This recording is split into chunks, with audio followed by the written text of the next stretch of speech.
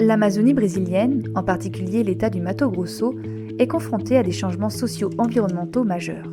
Ces changements sont notamment causés par l'avancée rapide d'une frontière agricole dont la production est destinée à l'exportation et dont les impacts sur les ressources naturelles et le climat inquiètent. Conscients des défis à venir, les acteurs territoriaux du Mato Grosso ont engagé des actions visant à atténuer les impacts sur l'environnement et à préparer la nécessaire adaptation au changement climatique. Pour ce faire, ces acteurs doivent disposer d'indicateurs synthétiques permettant d'observer les dynamiques socio-environnementales à court, moyen et long terme et à différentes échelles spatiales, locales et régionales. Cependant, malgré une abondance de données et de recherches sur le sujet, il existe toujours un manque cruel d'indicateurs synthétiques et d'outils pour les consulter. Afin de répondre à ce besoin, le projet Chauve-Chouva vise à développer un outil de diffusion de l'information du suivi des dynamiques territoriales du Mato Grosso. Cet outil se veut simple d'utilisation pour faciliter l'accès au plus grand nombre, notamment aux citoyens et aux acteurs du développement durable, à des informations issues de la télédétection spatiale. Ce démonstrateur enseigne une série d'indicateurs sur l'évolution du foncier, du climat, des pratiques agricoles, des ressources forestières et des hydrosystèmes. L'outil vise également à être collaboratif et évolutif grâce à la collecte de données citoyennes concernant certaines pratiques agricoles raisonnées et la reforestation. En encourageant la participation des citoyens, il cherche à rassembler des informations supplémentaires et à favoriser la collaboration entre les acteurs locaux. Ce projet est porté par les équipes de recherche françaises du CNRS, de l'Université Rennes 2, du CIRAD et implémenté par la société Alcante. Le projet compte également sur la collaboration de partenaires brésiliens, notamment du Centre de recherche brésilien en agriculture, de l'Université d'État de Rio de Janeiro et de l'Université d'État du Mato Grosso. Afin de répondre au mieux aux attentes des acteurs du développement territorial, le choix des indicateurs se décide en priorité avec 4 partenaires non académiques. L'ONG Instituto Centro de Vida, la Fondation Écologie Cristalino, le Club des Amis de la Terre de Sorriso et le Secrétariat à l'environnement du Mato Grosso. Le projet Chauve-Chouva a 2 finalités. La première est de présenter des indicateurs spatio-temporels témoignant des dynamiques territoriales observées grâce à des données satellitaires. Le démonstrateur mobilise des résultats de divers projets de recherche s'appuyant notamment sur les données Sentinel-2, Landsat, MODIS ou encore les données de précipitation SHERPS. L'outil permet, pour une zone prédéfinie par un utilisateur, de produire un état des lieux de la situation territoriale. Ainsi, la plateforme permet de visualiser des indicateurs sur l'évolution des précipitations en quantité et saisonnalité. Elle permet aussi de visualiser l'évolution du couvert forestier, considérant les processus de déforestation et de dégradation des forêts.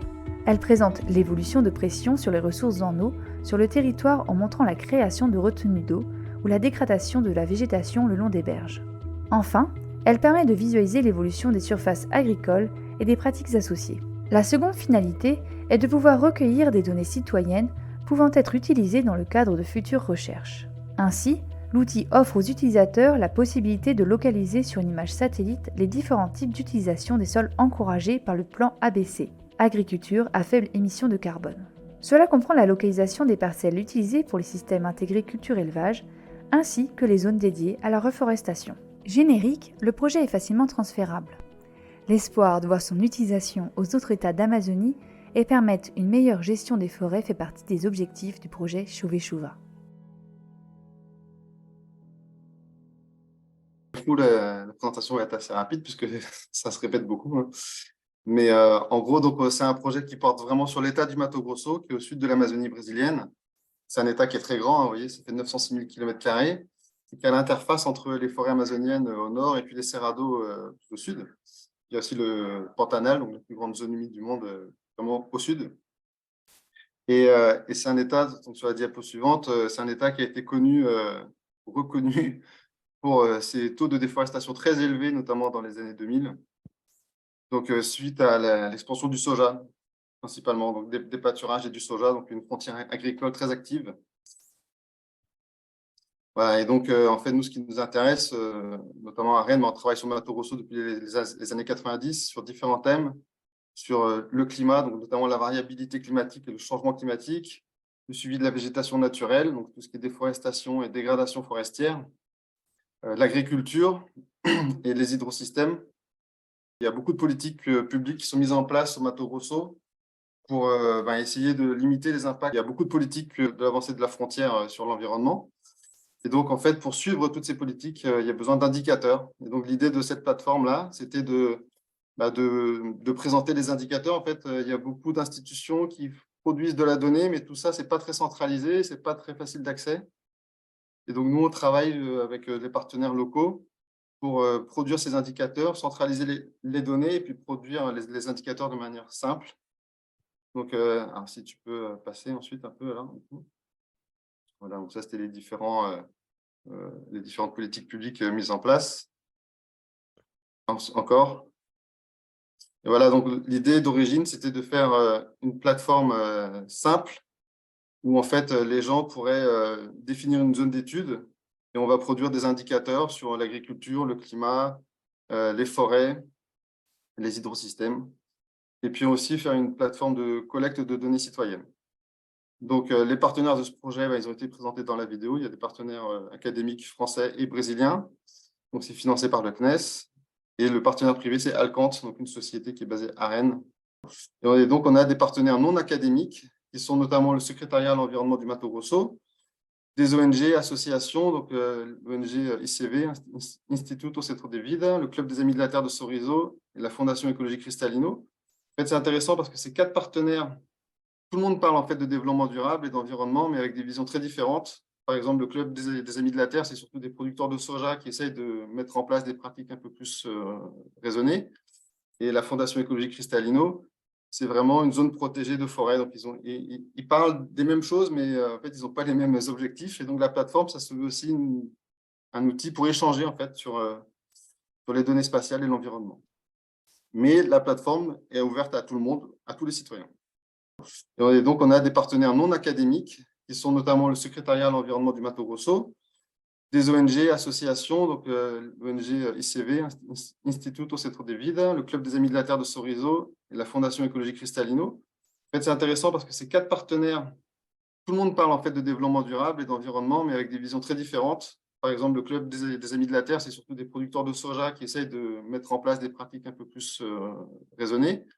Et la Fondation Écologie Cristalino, c'est vraiment une zone protégée de forêt. Donc, ils parlent des mêmes choses, mais en fait, ils n'ont pas les mêmes objectifs. Et donc, la plateforme, ça se veut aussi un outil pour échanger en fait, sur les données spatiales et l'environnement. Mais la plateforme est ouverte à tout le monde, à tous les citoyens. Voilà, donc là, sur l'étape d'avancée du projet, j'ai mis 3 petits triangles parce qu'en fait, on est à la fois en train de développer la solution encore, parce qu'on intègre toujours des indicateurs nouveaux, et en même temps, on la teste toujours, et puis elle est déjà déployée, hein, il y a déjà un site. Voilà. Donc, je vais aller au Mato Grosso en août là, pour présenter ça aux utilisateurs et faire un peu la pub. Il y a d'autres projets qui sont reliés à ce projet-là. Il y a notamment des projets, par exemple, financés par le CNES, Senticent. Il y a des projets financés par l'AFD, le projet Terramas, par exemple. Il y a un projet financé par l'ANR aussi sur les pratiques agricoles dans les cerrados. On a eu un programme, le recrutement de 2 ingénieurs pendant 2 ans dans le cadre du plan France Relance.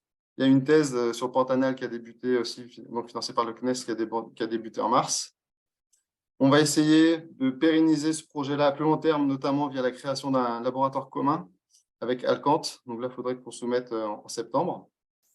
Et puis, je sais que Frédéric nous demande ça, mais il faut qu'on fasse plus de liens avec d'autres projets SCO, notamment Tropisco, AmSudsat, sur les hydrosystèmes en Amérique du Sud. Et puis, il y a le projet Altedis qui va commencer, qui est un projet SCO aussi, qu'on gère aussi entre Rennes 2 et Alcante, qui est sur les îlots de chaleur urbains, qui intègre des sites d'études au Brésil. Donc, voilà, il faut qu'on fasse ça à l'avenir.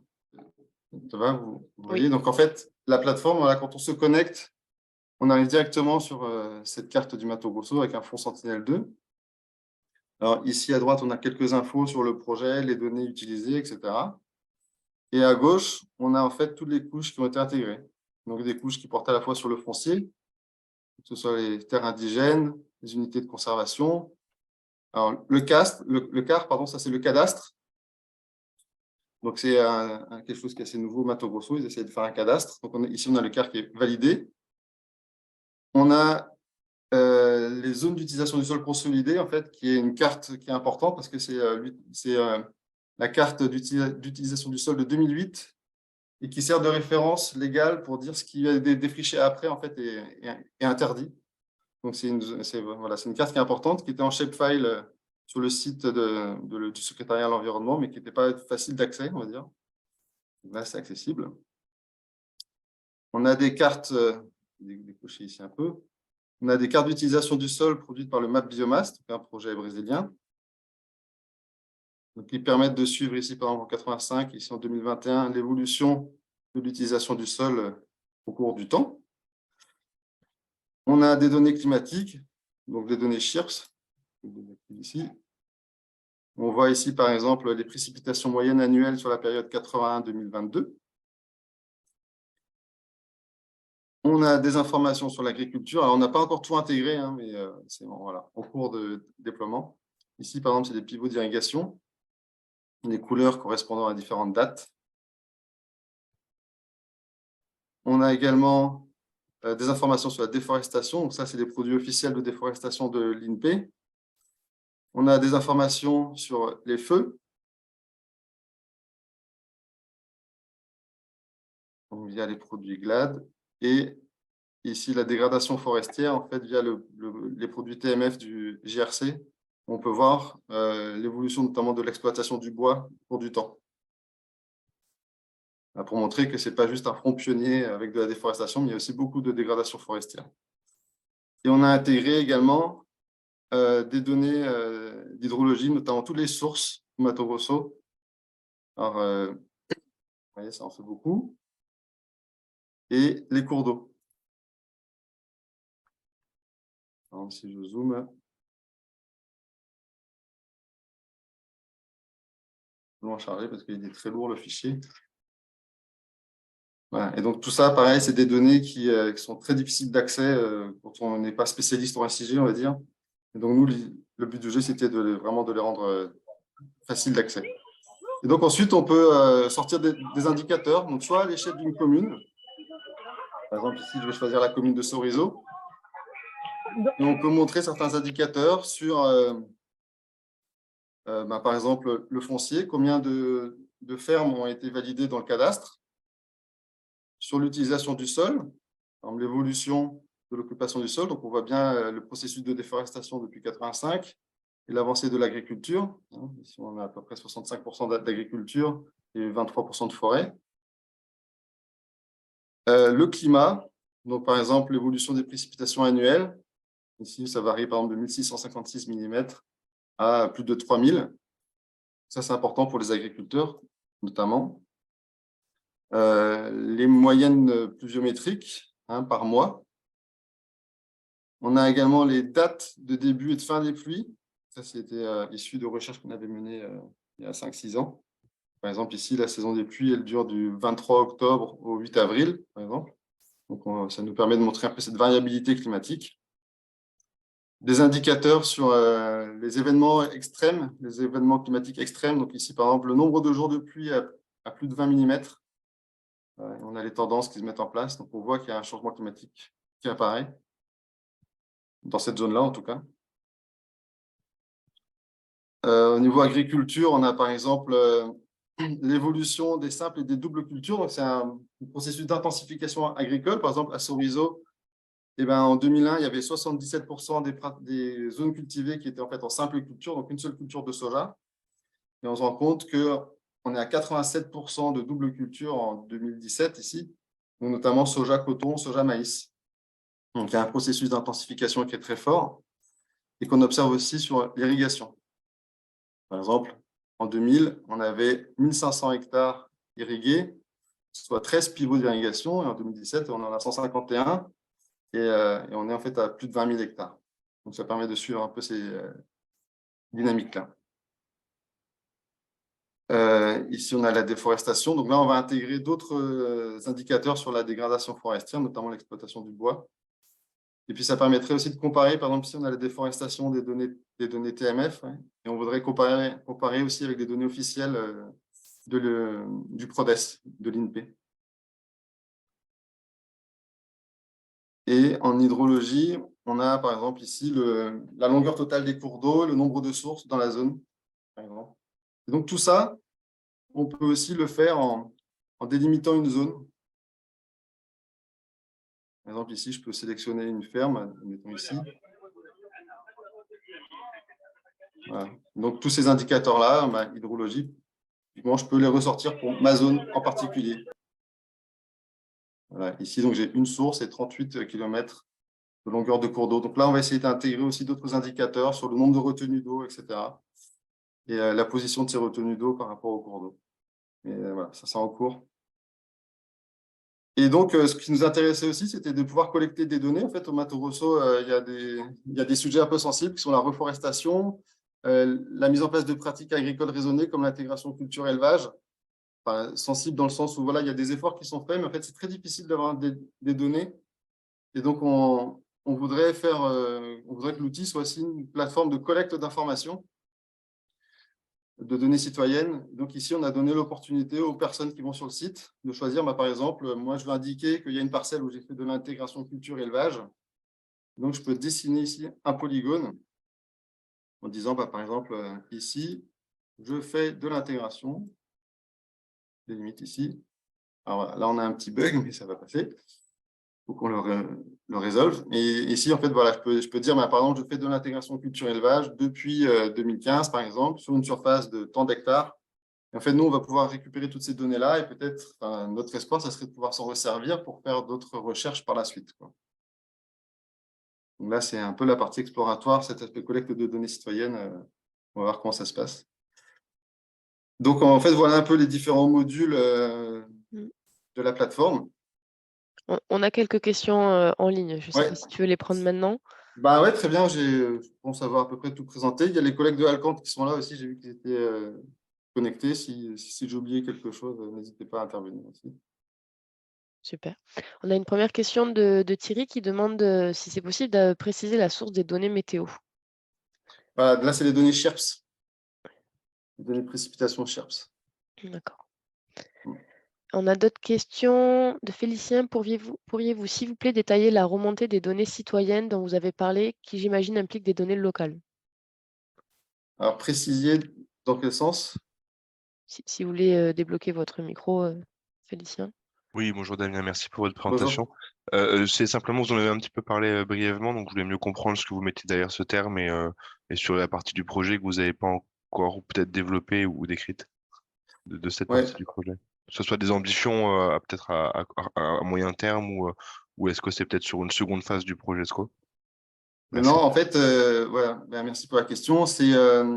Donc, en fait, au Mato Grosso, il y a des dynamiques qui sont suivies depuis très longtemps, notamment la déforestation, l'expansion agricole, les pratiques agricoles en termes d'intensification. Et puis, en fait, on se rend compte qu'il y a des dynamiques un peu plus fines qui sont mises en place, notamment dans le cadre du programme ABC, qui est Agriculture de bas carbone, qui porte notamment sur des nouvelles pratiques comme l'intégration culture-élevage, la reforestation de ce qu'on appelle les APP, les aires de préservation permanente, qui sont les ripisylves. Et en fait, ça, c'est des nouvelles dynamiques qu'on souhaite suivre, mais on a très peu de données terrain en gros, pour entraîner des classifications, etc. Et même la CEMA, donc l'organisme du secrétariat à l'environnement du Mato Grosso, a très peu d'informations là-dessus. Et donc, on s'est dit, plutôt que de faire tout le tour du Mato Grosso en voiture, parce que c'est quand même très grand, pour avoir quelques infos sur quelques parcelles qui suivent vraiment les bonnes pratiques, on va essayer de centraliser les infos via de la collecte de données citoyennes. Donc, on donne vraiment l'opportunité aux gens d'aller sur la plateforme, de dire, voilà, moi, ici, j'applique tel type d'intégration culture-élevage. Ici, j'ai reboisé. Ici, et donc, voilà, on va voir si les gens participent. Voilà, mon espoir, c'est par exemple pour la reforestation, je pense qu'il y a des pépinières qui centralisent un petit peu tout ça, qui travaillent pour des communes et qui peuvent en fait renseigner beaucoup d'informations d'un coup, quoi. Et donc, il va falloir aller ensuite les contacter pour qu'ils puissent participer et intégrer leurs informations. Mais, On voilà. a Félicien qui a réagi, qui demande si l'outil ABC Map développé par la FAO, c'est ce que vous utilisez? Ou ce que vous n'utilisez pas, en fait, justement, savoir si c'était basé dessus ou pas? Non, non. Par la FAO, non. J'avoue que je ne connais pas ce produit-là, pour être honnête. Donc, si Très tu bien. veux, Damien, je me permets de préciser. Ouais. Bonjour, donc Arnaud Bellec, la société Alcan qui a accompagné Damien justement sur le développement de l'outil, là, qui continue de l'accompagner d'ailleurs. Donc, nous, on n'utilise pas l'outil ABC Map mentionné. On est sur la réutilisation d'un outil open source qui s'appelle Prodige, qui est une interface de données géographiques et qui permet notamment la saisie de données par différents utilisateurs, qu'ils soient connectés ou non. Donc là, en fait, on a mis en place dans la plateforme du Veshuva le module permettant la saisie de données. Donc l'édition de données via les utilisateurs, peu importe le type d'utilisateur, sans forcément qu'il y ait de connexion. Et donc, en termes de fonctionnement, derrière, on a dans la base de données, on a une table vierge avec les champs qui sont prédéfinis et du coup, l'utilisateur vient renseigner les éléments présents dans cette table. Ils vont s'incrémenter au fur et à mesure. Merci Arnaud. Merci. On a également on a 3 questions de Thierry. Vous avez intégré des données existantes dans votre plateforme. Est-ce que le projet comportait une activité de traitement d'images satellites afin de mettre à jour ou enrichir les données disponibles? Alors, en termes de traitement d'images satellites, il y a le traitement des données SHIRPS, là, notamment les travaux de détection des dates de début et de fin de la saison des pluies. Ça, c'est des travaux qu'on a publiés en 2017, même en 2013 déjà, j'avais commencé à travailler là-dessus. Donc là, c'est vraiment le traitement que nous, on fait sur les données. Et puis, il y a eu le recrutement justement des 2 ingénieurs là, dans le cadre du plan France Relance. Donc, il y a Julien Denise, je vois qu'il était en ligne aussi. Et là, on essaye de développer des choses à partir de Sentinelle-2, Sentinelle-1, notamment sur les retenues d'eau et le suivi des dynamiques d'inondation dans le Pantanal. Donc, si ça va au bout, on pourra intégrer ça dans la plateforme. Mais voilà, ce n'est pas encore prêt. Et concernant SHIRPS, est-ce que ça prend en compte aussi les données de température ou que les précipitations? Eh bien, non, c'est précipitation, mais en fait, on a voulu intégrer les données de température, notamment de RA5. Et en fait, il se trouve qu'on travaille aussi sur l'îlot de chaleur urbain dans quelques villes du Mato Grosso. Donc, on a installé des stations là-bas. Et malheureusement, la validation des données RA5 par rapport à nos stations, là, on s'est dit que c'était pas complètement satisfaisant. Donc, on n'a pas osé les mettre pour l'instant dans la plateforme. Donc, on a les codes, mais voilà, pour être honnête, on ne s'est pas senti de les mettre. On n'a pas réussi à valider bien les données comme on voulait. D'accord. Et la 3e question de Thierry, c'était concernant les projets de reforestation. Est-ce que la génération de crédit carbone est prise en compte dans les projets? Non, pas dans la plateforme en tout cas. Après, la génération de crédit carbone, ouais, je ne vais pas improviser une réponse. Je ne sais pas trop. Je sais que la CEMA, donc le secrétariat à l'environnement du Mato Grosso, essaye de suivre tous les projets de reforestation et en fait, les gens par la loi, sont obligés de reboiser, quoi. Maintenant, dans quelle mesure ils gèrent les crédits carbone derrière, je ne sais pas vous renseigner. OK. On a une autre question qui est venue pendant la présentation d'Étienne. Avez-vous des données temps réel qui remontent automatiquement sur la plateforme ou uniquement des infos que vous remontez à un instant donné? Eh ben, pour l'instant, c'est un instant donné. Donc, on essaye d'actualiser les données de précipitation. Par exemple, on les a actualisées il n'y a pas très longtemps. Les données du cadastre, normalement, elles sont actualisées toutes les semaines. Donc là, on pourrait mettre aussi un système pour les actualiser. Voilà, mais il n'y a pas encore de mécanisme derrière pour faire vraiment de la remontée en temps réel, quoi. Ça fait partie des améliorations à apporter, mais pour l'instant, voilà, on a construit toute la plateforme et voilà, on essaie d'améliorer tout ça, mais ouais, ça fait partie des améliorations. Ouais.